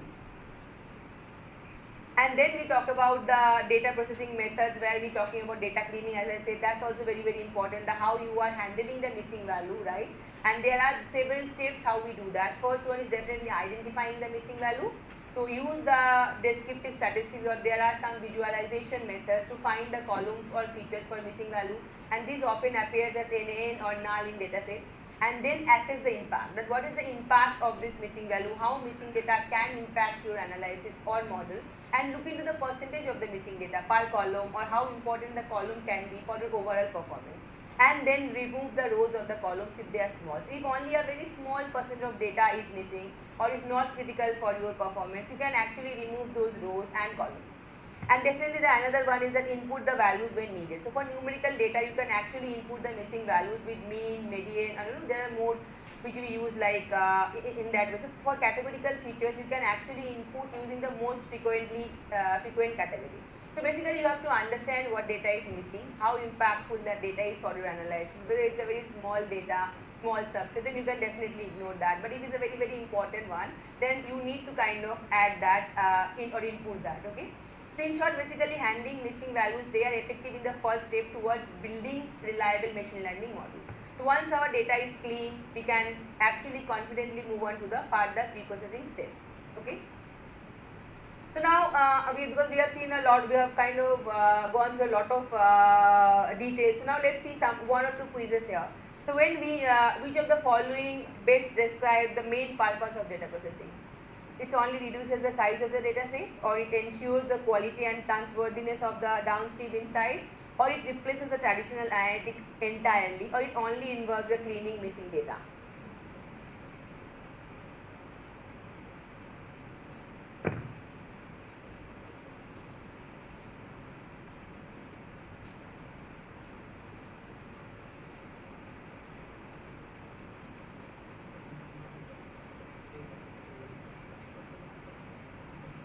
So when you talk about the data pre-process, does it only reduce the size of the data? No. Does it ensure the quality and trustworthiness of the downstream insight? They do, right? Does it replace the traditional analytics entirely? No, right? We add on stuff there. And does it only involve the cleaning missing data? No, that B is the correct option then, right? Clear? B? So now let's look into this one. So modern data processing, they combine the traditional methods with automated quality monitoring, synthetic data generation and real-time adaptation. Is it true or false? True? Right? So now again we will get back into the handling the data processing methods. So you can see that handling the outliers is also one of the important factors. Outliers are data points that differ significantly from rest of the data. And there are detecting and treating the outliers, they are very, very essential to ensure that the models learn from the patterns, the model learn from the exact pattern of the infrastructure rather than just the noise. Okay. So if you look into the points which I have tried to highlight here, they outline the practical steps to identify and handle the outliers. First is that visualize the plot. Okay, so start by using the box plot and histograms we use the scatter plot, and visual inspection often gives us a very quick understanding or quick sense of what the outliers are, right? And then we use the statistical measures like calculate the key summary statistics, like we use mean, standard deviation, interquartile range. So those are the kind of outliers actually kind of help you to typically define or understand that.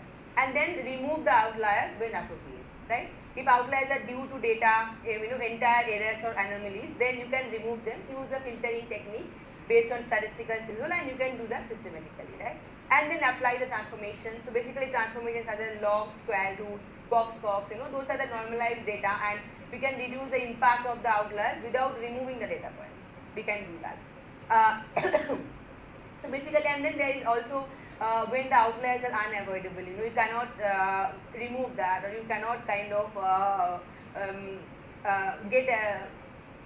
remove those data. So what we try to, or avoid the data. So what we generally do is that consider the model that are less sensitive to them, like SVM, like support vector machines, they are, or the random forest or the assemble method. This can handle the irregularities more well. If there are some kind of irregularities or noise, you think you cannot remove that, or that's very, very unavoidable, then you use some kind of AI models which can actually take care of those. There will be some kind of irregularity, but this kind of models can take care of that instead of using some kind of other traditional or like ANN or other things, right? So choosing the AI models can also be important in that period if you have some noises, if you have some irregularity in your data and you cannot avoid that. So basically handling the outliers is about balancing the data integrity and model performance. So by visualizing, analyzing and transforming, or using the robust model, we can ensure the outliers don't distort our insights or predictions. And then when we are looking into handling the duplicates, that's also another important part of data cleaning. So duplicate records can actually skew the analysis or the model the training because they inflect certain patterns or biases in the data set. So identifying and removing the duplicate, they are very, very important because they will ensure every data point contributes equally. They improve the quality, reliability of your machine learning model. And how generally we do that? First we identify the duplicate. That means we use the functions to identify the duplicate rows based on the specific columns or across the entire data set, and then we remove that. So remove the redundant records. That means if duplicates add no additional information, you can remove them with methods like, there are a lot of methods we can use to similar functions or tools. And then there can be some special cases, like sometimes duplicate because of the multiple entities, you still have some unique identifiers or subtle difference. In such cases, what you do is that you ensure that you retain the unique identifier or key columns to different between the records, right? So basically by following these steps, you can ensure that your data set is clean, free of redundancy or reliable for analyzing or the modeling. And this helps to prevent the skewed pattern and improve the accuracy of your prediction. And another important part is the data normalization, so which is a key data processing technique, and this is being used quite a lot to scale and standardize the feature value within the data set. So the main goal of this kind of data normalization is to bring all features into a comparable range without distorting the relationship between the data sets, right? And so normalization is very, very important, as I said, because many of the machine learning algorithms, especially those with the gradient descent, they perform better and coverage faster when the input features are on a similar scale or distribution, so the distribution has to be some way similar. So without normalizing, the features with large numerical ranges can be dominated in the learning process. So especially when you talk about stochastic or random samplings or those kind of cases. So the benefits of this is that definitely prevents the dominance of large scale features. That means it helps to prevent the features with large scale from overpowering those with the smaller scales during the model training. It also speeds up your training. That means your algorithms, when you use the machine learning algorithms like gradient descent coverage more quickly when features are being normalized, which means that the shorter training period is required, your time period actually reduces, and it also improves some way your performance, right? So normalization also reduces the impact of the outliers. It also kind of improves the comparability or the convergence period. Okay. So in short, you can see that the normalization is very, very important because it creates a level of playing field for all the features, leading to more stable data. You can get more efficient data and more accurate model training. But it also some way helps you. Though we are using the machine learning models there, we are still kind of concerned somewhere the computational cost. So this also kind of helps you in the computational cost. And then there are there are different ways we can do that. So if you will look into this too, so what is the first one is the min max scaling, and the second one is the Z-score normalization, which is the standardization also we can see. So basically min max scaling is nothing but it's scaling which rescales your data to fixed range, usually between 0 to 1. Okay. So it uses the formula, I don't know if you could have a quick look into that. So basically it uses a formula that talk about that adjusts each feature very, very proportionally. So this technique is especially useful when you want all features to have in the same scale. Okay. And but still preserve the relationship between the values. So you are worried about the relationship between the data sets, but you want them to be on the same scale. On the on the other hand, when you talk about the Z-score normalization, which is also being famously called as standardization. So basically, what standardization does, standardization transforms the data so that it has mean of 0 and standardized deviation as of 1. So basically, unlike the first method, which is the min max scaling, standardization does not bound values to a fixed interval, but instead they express them in terms of the standard deviation from the mean. That's the difference. So this is useful for algorithm that assumes the Gaussian distribution, like some way normal distribution. Basically, when you have some kind of statistical random data, they are sensitive to differences in in feature variances. So the main takeaway, choosing between this min max scaling and the standardization method, that depends on the algorithm you are using and the data distribution you are using. So min max scaling is better when the data is already has a bound region, or you kind of bound the range. Whereas standardization is better when the data has outliers, some kind of noise is there, some kind of outliers are there. That means they have some kind of varied distribution. That's the period when we try to use the Z-score normalization or standardization. And then if you try to look into how to choose the right normalization technique, not all data sets are same, as we know. So it's important to align the normalization method with the data type also and the requirement of your machine learning algorithm, right?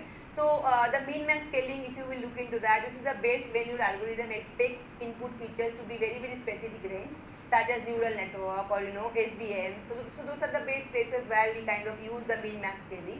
Always handle the outliers beforehand because they cannot distort the scaling. Okay.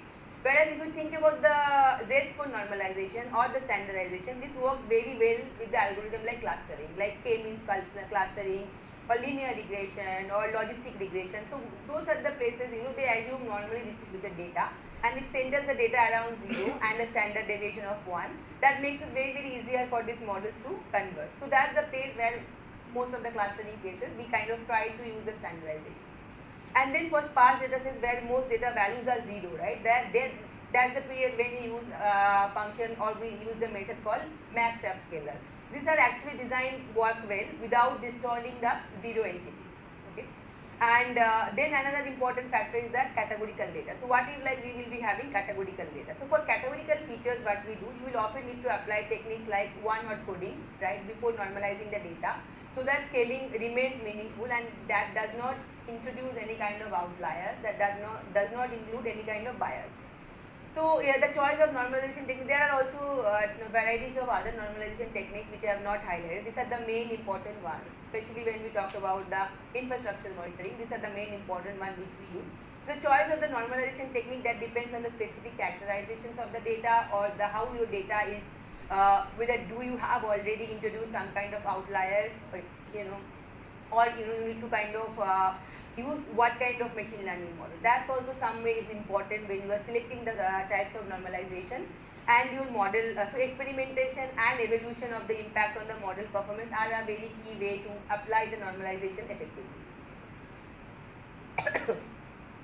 Then another important part is the feature scaling. So another key step is the data processing in the feature scaling. So the feature scaling is basically nothing but standardizes the range of the independent variables or features in a data set where no single feature dominates during the model training or the analysis method. So why feature scaling is important? The main importance of this kind of feature scaling, or the main goal of this feature scaling, is to bring all features to a similar scale of range, right? And that will prevent, or this prevents features with large magnitude from overshadowing the others. And that will help the convergence study, that will help the convergence period of the optimization algorithm, that will also kind of help to reduce the numerical instability before the training, okay, or the during the training. And if you see this kind of methods, you can see that the scaling features ensure that the machine learning algorithm treats all features very equally. This prevents all biases towards the features with larger scales and enhances that the convergence of all algorithms like gradient descent, speeds up the training. It also makes it very easier to interpret the data as well. So in addition, if you will see that the previous to normalization method, which is the mean max scaling and the Z-score normalization, they are also other useful techniques to do the feature scaling. Okay. And this is also used a method like max-up scalar. This is also used the robust scalar. So the robust scalar is basically a statistics or a method. They are being used when there are some robust outliers, right? Such as median or some kind of IQR range to scale the feature. So it's actually ideal where the outliers are distributions. Okay. So in summary, you can quickly, if you will try to look into this feature scaling, you can see that they not only help the model to converge easily or converge quite faster, but they also ensure that there are no bias, right? They ensure the fairness between the features so that any large data set will not dominate the small ones.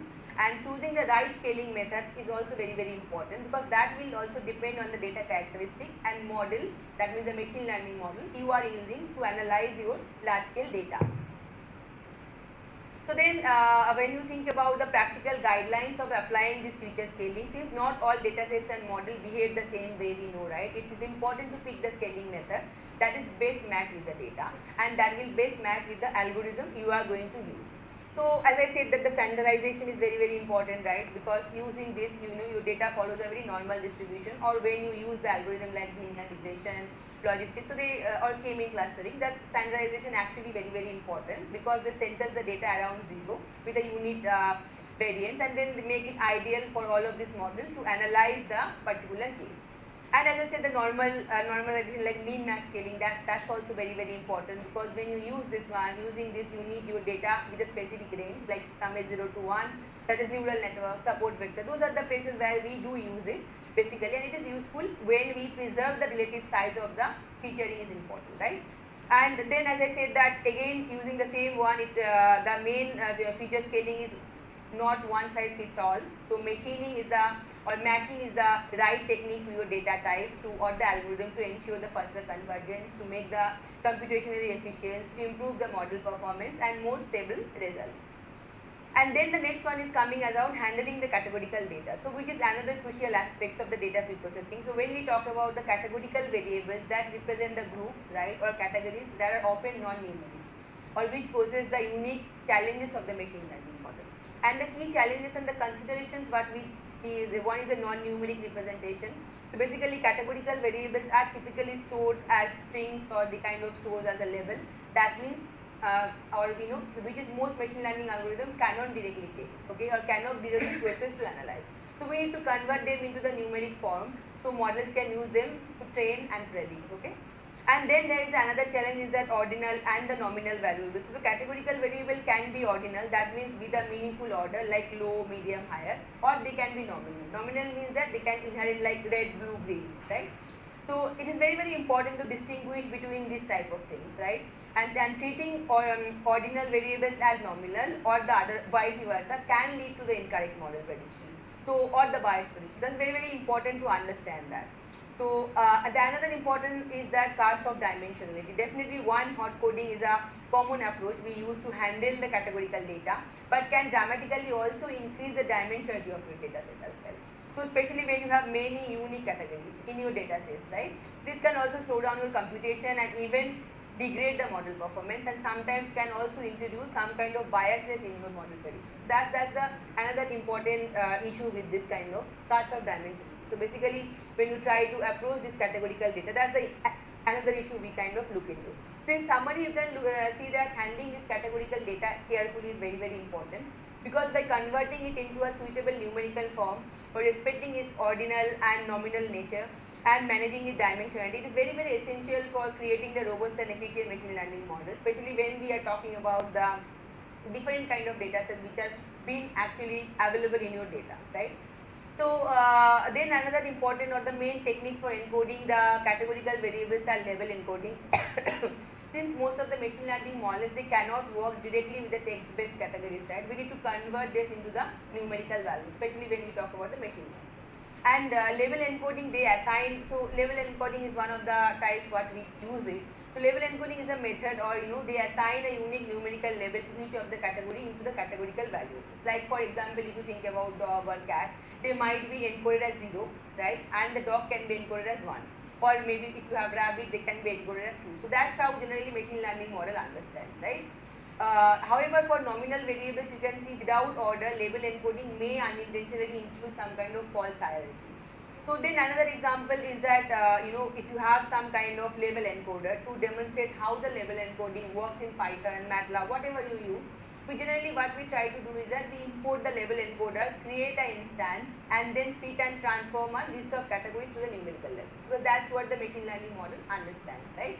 And this process then converts text data into the numerical data. From that, machine learning model can further analyze it, right?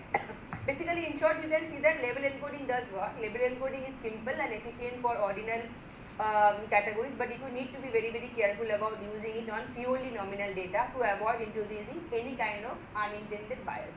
Basically, what we try to do is that we try to make our data more user friendly so that the machine learning model can further analyze it, right? That's the main target of this one. And then the another important, the second common technique for encoding the categorical variable is, as I said, one-hot coding. So while labeling, the encoding assigns a single number to each of the categories. So what one-hot coding takes a different approach. So what they do is that, so one-hot coding actually creates the separate binary columns for each category in a very categorical variable. So each of these new column, they indicate whether they particularly categorically present in 1 or absent in 0 in a row. So that's how generally it works. However, you have to keep in mind that one-hot coding can increase the dimensionality. That means it can make your calculation very complex. It can make your data set quite big if there are many unique categories. So if you have too many categories, this can make your data much more dimensionally big, right? And that can affect the model performance. So in that way, you have to use some kind of machine learning model which can actually handle the large dimensional cases, right? So then there are, in summary, you can say that the one-hot coding is go-to approach for nominal data because it preserves the category distinction without introducing any kind of bias by numerical or from numerical coding. But you have to keep in mind that when you use that, what kind of machine learning algorithm you are attaching to, so that it will be capable of taking the large set of data or large dimension of data. Like we cannot use it most of the PD cases, right? So you have to be very careful when you are selecting that kind of machine learning module. And then there is another third technique to encode the categorical variables is the dummy encoding. So it is very similar to the previous one, which is the hot encoding, but with one of the important difference. So dummy encoding that creates the binary column for the category like one-hot coding similarly, but it drops one of the columns, right? So this prevents multicollinearity, a common issue which happens in the regression models. Okay, so where the one column can be predicted from the other. So by dropping one of this category, what happens? The remaining column uses it as a reference category. So the encoded data more suitable for model like regression model or the logistic regression or any kind of other statistical model. We do use the dummy encoding quite a lot. It's very similar to the one-hot coding, but there is only one difference that we kind of drops one of the column in that case. And if you take the summary of this kind of or understanding of this dummy encoding, you can see that it's particularly helpful for the regression model, as I said, where the interpretability and avoiding the multicollinearity are critical. So that's the place where we kind of try to do that. And it's very much kind of statistically sound version of one-hot coding for this kind of cases.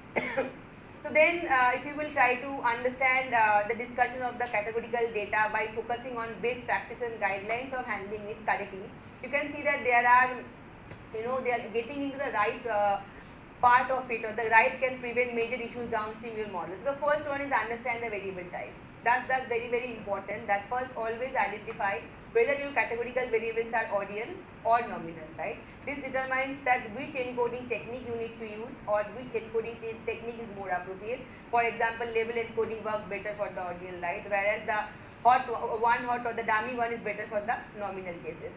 Then also you have to be very, very careful about the ordinal misinterpretation. You have to be very careful when applying the label encoding to nominal variables, because since it assigns a number of categories, it can also introduce some kind of false sense or some kind of hierarchy when nothing exists as well.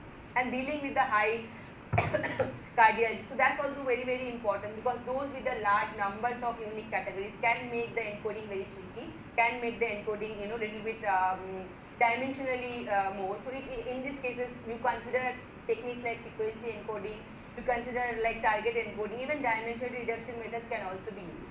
So you have to understand what variables you are having, what categorical variables you are having, and according to that, you actually try to use the categorical data and try to use the method. So basically, these guidelines go hand in hand with everything we have covered in the previous slides, from handling to missing values to normalizing the numeric data, right? Together, they kind of ensure that your data set is clean, your data set is efficient and ready for high performance machine learning model. Now, the another important part of the common challenges are that dealing with the imbalanced data, right? So, imbalanced data can lead to biased models, and that favor the majority class and perform poorly for the minority classes. And this can actually bias affect both model training as well as evaluation. So, model trained or imbalanced data tend to prioritize accuracy on the majority class. So, basically, the importance of this is that if you try to think about this imbalanced data or the importance of this, you can see that this is very, very important, and that can lead to biased model if you do not consider it properly. And then again, another important practical technique for dealing with imbalanced data is that techniques for handling the imbalanced data. So after understanding the impact of the imbalance from the previous slide, we now need to understand the strategies, how we can fix it up. So one is the oversampling. That's another method we do quite well. And how we do that? This basically involves increasing the number of instances in the minority class, either by duplicating existing samples or generating synthetic data. And that will help to balance the data set without losing any majority class information. Okay. And another way what we can do is that is the undersampling. So basically we reduce the number of instances in the majority class and to match the minority class, right? And this can be effective by many lead to the loss of the potential valuable data. Another way is the hybrid approach we can do. So you can also combine oversampling and we can combine undersampling to strike a balance between preserving the information but also reducing the class imbalance. So that's the mixing of this we can do. There's another important one is also class weighting. So they are actually being used where you assign a very higher weight to the minority class during the model training.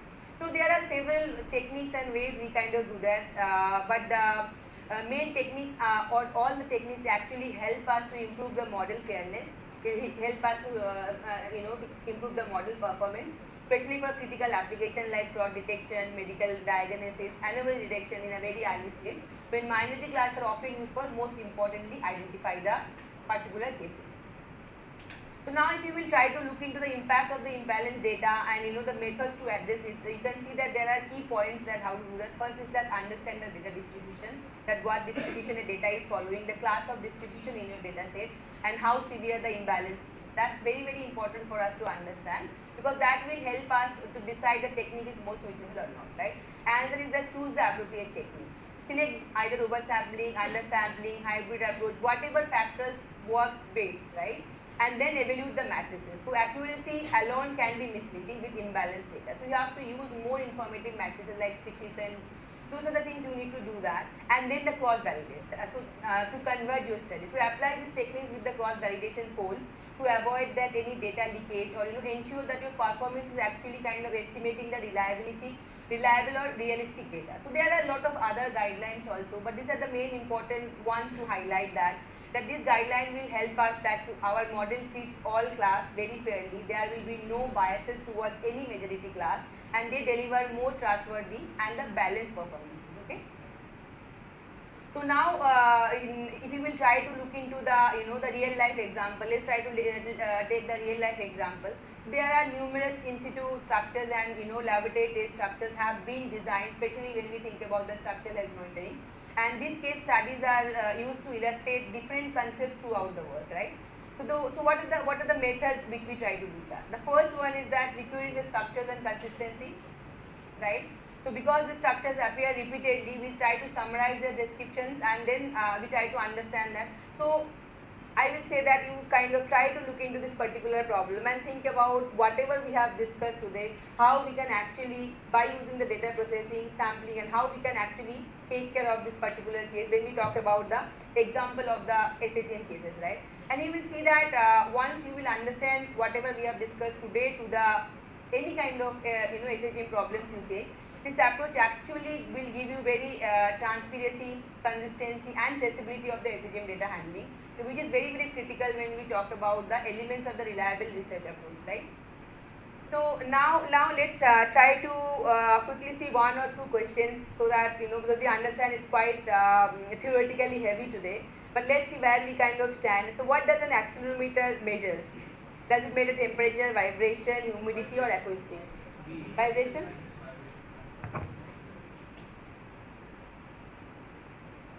So B is the correct answer.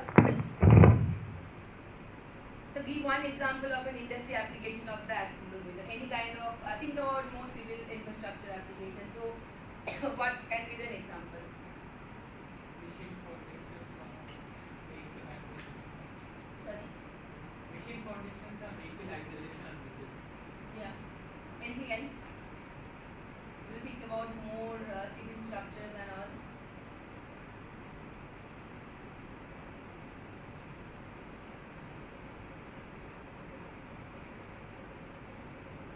Detecting the ground movement, right? If you think about the earthquake. What else?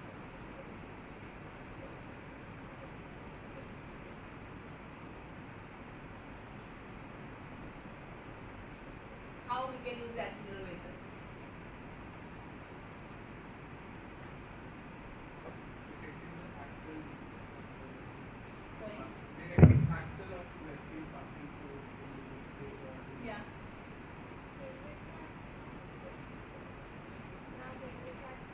I cannot hear you, sorry. Yeah. And if you kind of convert it to more the strain gauges compared to the accelerometers, what is the very important industry application?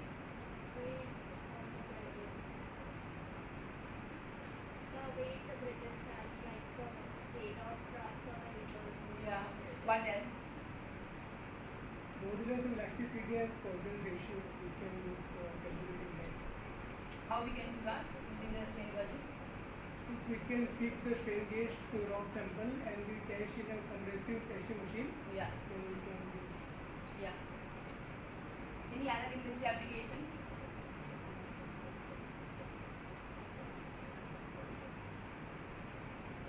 Think about all the sensors we have talked today. Temperature, humidity is very straightforward. This is a very all kind of environmental factors always will be an issue. But you will see that the accelerometer, strain gauge, even the AE sensor, that can actually be used a quite lot of varieties. Especially the examples we have given, which is not quite industry, but we need to use tensile testing case, compressive case, static case. So we do use quite those kind of sensors. Also try to think about that. What is the broad application of this kind of sensors, right? So then when we talk about the strain gauge, how does it measure the changes? Does it actually measure the electric resistance, right? Okay. So now if we will kind of try to summarize what we have seen today, but we have seen the machine learning algorithms. We have covered the supervised, unsupervised, reinforced learning one in the beginning, right? And then the second one is like quite intensive, where we try to see the data collections and the sensors which are important for the infrastructure monitoring, the accelerometer, strain gauge, the fiber optic sensors, how those are important, and then the data processing method, right? So we just emphasize important. That means we are interested about data cleaning. We are seeing the scaling method, the normalization, handling the missing data. We have also kind of tried to little bit cover the encoding categorical technique. But as I said, this is a very kind of machine learning based method. So we could not cover a lot of this, especially when we talk about the encoding method. So I will say that I will also share some of the references. If you are interested, you can go into details of that, and I will be happy to share some of my papers or some of the resources if you need, any further information. And then we have also seen the big data today, the understanding the importance of the big data, how we can handle the large data sets, right? And highlight the examples of the successful data quality. So those are the important ones. Definitely we have looked into a lot of data processing techniques today. So the main key takeaways, you will see that how effectively we can collect the data, process the data, and understand and connect it with a reliable machine learning approach. That means choosing the right algorithm, choosing the right sensor. So we have seen the advantages of sensor, limitations of sensor. So how we can actually choose the correct one, and handling techniques which will improve the model performances or the structural reliability. So now if you will go through the all slides, so I will say that also try to think about the advanced machine learning topics like how the deep learning can actually architect. So we have not talked about CNN, we didn't talk about RNNs. So I will say that go and have a look into those, because those are also very, very important when we talk about the infrastructure monitoring, and think about for the time series case or for the image based case, SHM data, how this can be processed further. We also try to investigate the transfer learning and few short learning, because those are also small level data sets when we talk about the SHM cases or for the infrastructure monitoring. They are very, very important. And then another important factor, I think you must if you are kind of looking into the literature or something very, very kind of nowadays going on in explainable AI. So you will see most of the projects and paper, this term is being used quite a lot. So do you know what do we mean by explainable AI? Have you ever heard about this term explainable AI? Okay, then go and try to read what we mean by explainable AI. Okay, they are actually being used to interpret the ML models for the engineers so that we can understand the decision making very seriously. But they are actually some way, you can say, some kind of fancy terms, but it is actually targeting some specific effects, especially when we talk about SLA. So deep learning architecture, transfer learning, and explainable AI, and how they are actually helping. So they all are modern advanced machine learning models which are recently being used in SHM. And I will suggest to have a go and look into that. Try to look into more about image processing data or time series and how it could possibly be applied there. And again, as I said that, so these are the references that we have used throughout the slides, and these are the references. So I will share these details once the lecture will be over. So you can take a photo, or anyway I will share the details with this also with you all, with the with the sense of the details. So all the further studies of the whatever we have talked today or covered today, everything is from there, from the sources which I have given, and then there are some extra resources also which will be helpful for you. So if you don't have any further questions, we will take some further questions, but we will end the lecture here. And again, we will see tomorrow to kind of see the pre-processing and feature extraction. But before that, let's try to see if there is any online questions.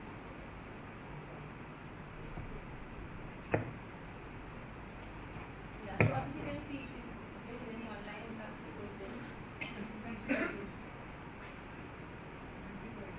Sorry? Yeah, some way I'm not able to. Yeah, so it's not opening. That's why it's just mirror based. That's why I was trying to get into that.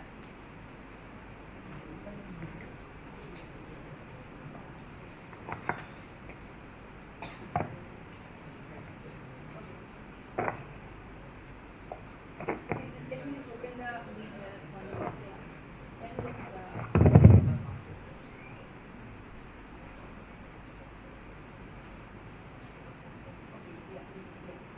no, I think no,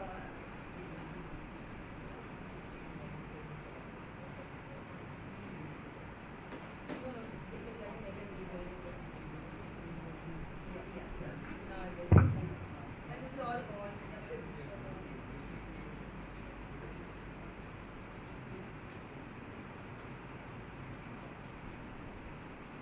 Yeah, so I think he's asking about applications of sensor inside the structure or the outside the structure, which will give more accurate results.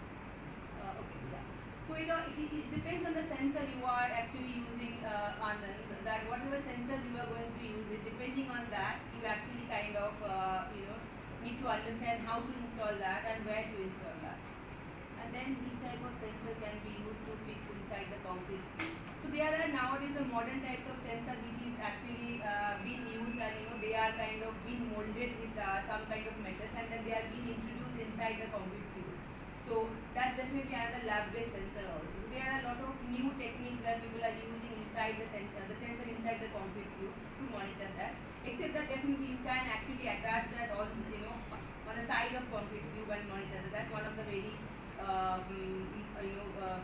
very conventional way we can do that.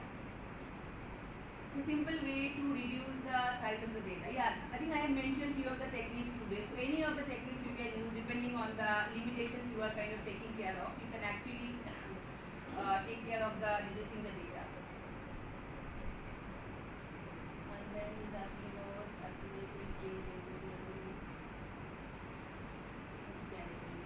Yeah, so I think I have talked about the different kind of sensors today. If you will look into that, so those are the main type of sensors. The temperature, acoustic, humidity, and when you look into that, so all of the sensors also have some different applications, and I have talked about those. I will say that have a look into that. Those are the main applications with the direct application we generally use, rather than only calculating or evaluating the failure or the damage. Yeah, I think he's asking the same one. So Anand, do you have any further questions? Because I think I can see the same questions.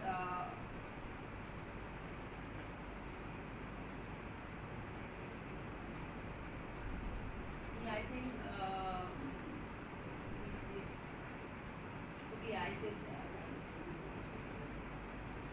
yeah. This is the same one. It's the same one. Okay. Yeah. So anyone of you has any further questions today? Yes. Couple of things. Okay. So I think we will end the lecture here, and then we will take the questions after that, right? Because I think we are already running with the time, right?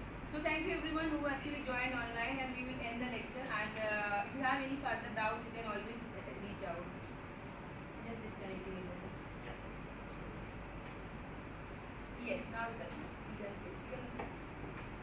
Yeah. That was actually vast amount of data. Yeah, can you just come back? I can't. Yeah, it was a huge amount of data which Yeah. was presented. We were not. Yeah. So I will share the details of this one, because there were a lot of details. But if you will look into that, most of those were very theoretical compared to the previous one, and then there was not many things to kind of understand rather than to learn. So I will definitely share the resources and all, where you can kind of see the variations, and I can also share the slides from you, right? Or resources of that. Share because video will Yeah, from the video will be shared with you all. video from the gas. So then you can actually refer those. But if needed, I think also I can share the resources with you all. So you can refer those. But most of the cases you will see that's very theoretical. No, So I they are, know, because all of the representations were very different. This was yeah. Because there is like lot of there will be always some theories you need to know that, and then you need to apply to the next one. So today's was like very theoretical compared to the previous one. But it is very important to know all of this normalization and cleaning and all of that. But we cannot also get into very details into that, because we have other lot of things to cover. But we cannot cover those unless you know what is data cleaning is, what is normalization is. You need to know about the biases. You need to at least be aware of these particular terms before we get into the next one. But don't worry, we share all the details. You don't need to be worried if there is too much information is there. So three generic questions from the lecture. We have different types of infrastructure, like you have masonry, you have steel, and you have concrete. Yeah. You said there are three types of strain gauges, like quarter, half, and full. Yeah. So where exactly we can use? Are these three used for the same concrete, or are these different for different So infrastructure? as I said that the limitation and advantage, when you need very precise one, you use the 4-1, right? When you need a very fast and very like user friendly or very cost efficient, then you use the first. So that does not depend on the type of it depends on the limitations and the advantages I have mentioned. It does not depend on the type of material, but it also depends on some with the temperature perspective. So the 4-1 is very good, and they have a wide range of that. But it does not depend on steel, concrete, or composite. depends on the limitations and the advantages I have mentioned today. Because we were also saying about the sensitivity of measuring this thing because Yeah, it is sensitivity. very different in three different Yeah, so that is actually depends on what sensitivity you are interested about, right? So that depending on that you will select the strain gauge. It does not depend on what materials you are interested about. It depends on what sensitivity you are interested, how precisely you want to do that, and how fast you want to do that. So those factors will be kind of reason to select your strain gauge rather than what material you are attaching to that, where you are attaching to that. Those are installation methods. Those are like extra add-ons, but that's not going to affect if you select the strain gauge you are interested to install. Same question was asked in online. When we use data compression for images or like weather center or Yeah. plain data, like you have given about Snappy or JJ. So what is the amount of compression happens? Like 10%, 20%, Yeah, 30%? That also depends on the way you want to do it. How much? It's like you have seen, right? That when you try to compress you have a lot of files, right? You want to send it over the email. So what we do is that we kind of we don't want to compromise the quality of the data, right? So we have to remember we don't want to compromise the quality of data and what model you are using. According to the capability of the model, you can compress the data. That depends on the user. So it depends on how precise or how small you want to make it, because you maybe want to email it, so you are not quite aware or quite not concerned about the quality of the data. You may kind of little bit want to compress it more and send it as soon as possible. But sometimes you are very very concerned about the quality of the data and then you compress it little. So that does not have any particular yes or no definition. That totally depends on the user, that how compressive they want it or how fast they want their model to run. So the more compressed you will make, your prediction will not be that accurate, right? The compressed data is also used for Yes. the analyzing of the data. Yes, absolutely. Because you have the big data, right? So you are compressing the data to kind of analyze it further. That is also our aim. I mean, basically we are going to analyze and predict